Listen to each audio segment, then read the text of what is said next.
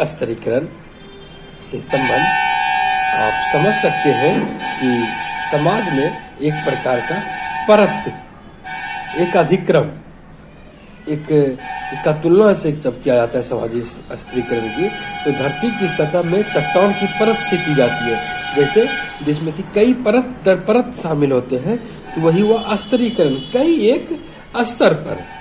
यहाँ पर भौतिक या किसी न किसी सिंबॉलिक प्रतीकात्मक लाभ के आधार पर स्तरीकरण की बात कही गई है। समाज में जो संरचनात्मक वो समानता दिखती है, इस रूप में स्तरीकरण को देखा गया है।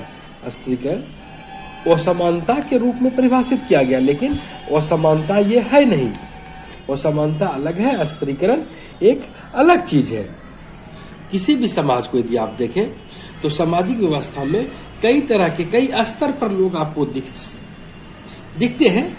जैसे आप देख सकते हैं कि प्रतिष्ठा में समाज में हर लोग का अलग अलग प्रतिष्ठा रहता है, किसी की ज्यादा किसी का। उसी तरह प्रभाव हो या शक्ति, संपत्ति, सुविधा,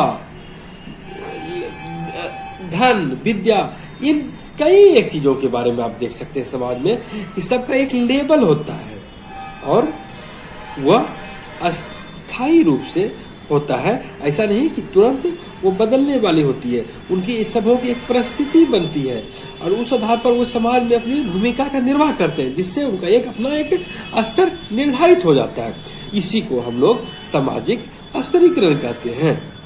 दूसरे रूप में देखें तो यहाँ पर हमें लगता है कि इस स्तरीकरण की जब बात होती है तो समाज श्रेणी में बट गया हो, और ये श्रेणी में जब बटा हुआ दिखता है तब हमें लगता है कहीं न कहीं भेदभाव वाली बात भी होती है।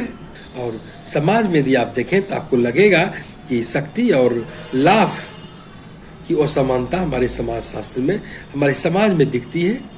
ये समाज शास्त्र में केंद्रीय रूप में दिखती है। आप समझ सकते हैं कि कई स्तर पर आपको यह दिखने को मिलता है और प्रभावित भी होता है। स्वास्थ्य देखिए, दीर्घायु, सुरक्षा, शैक्षणिक सफलता, कार्य में उपलब्धि, राजनीतिक प्रभाव, हर जगह व्यवस्थित रूप से आपको असमान वितरण देखने को भी मिलता है। लेकिन इन सब के बावजूद हम यह कह सकते हैं कि स्तरीकरण और असमानता में भिन्नता है, दोनों एक चीज नहीं है। और अपने मानव समाज को देखें, ऐतिहासिक दृष्टि से भी देखें तो 4 स्तर की मूल व्यवस्थाएं दिखती है, दासता के रूप में, जाति के रूप में, स्टेट के रूप में और वर्ग के रूप में। दास प्रथा असमानता का चरम रूप है।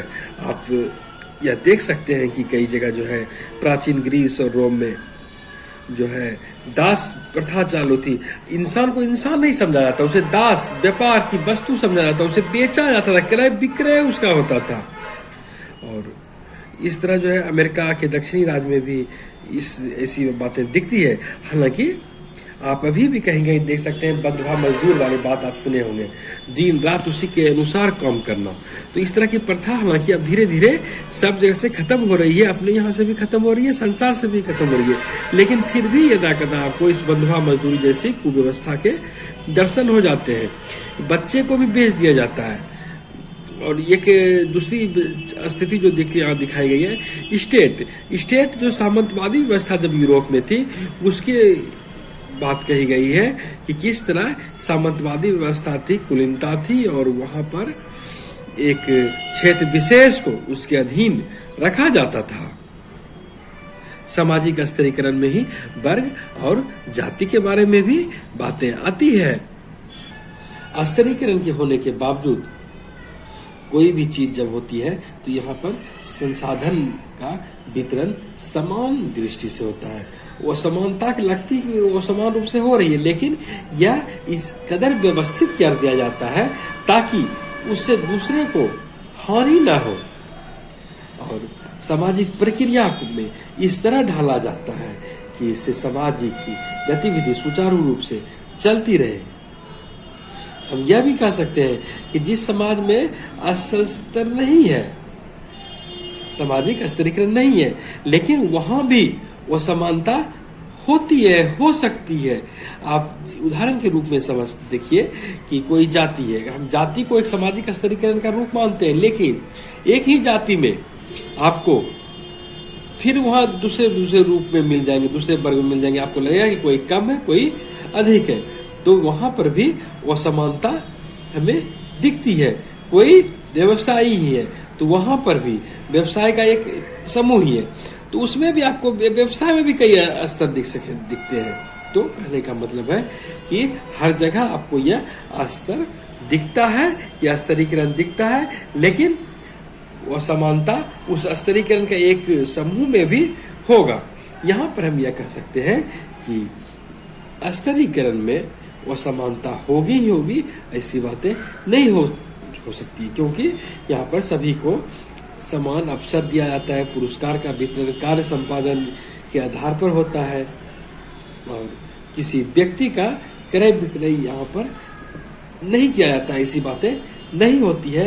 स्तरीकरण को एक सार्वभौमिक प्रक्रिया के रूप में हम देख सकते हैं। यह विश्व में हर जगह आपको दिखाई देती है, हर जगह होती है, किसी न किसी रूप में होती ही होती है।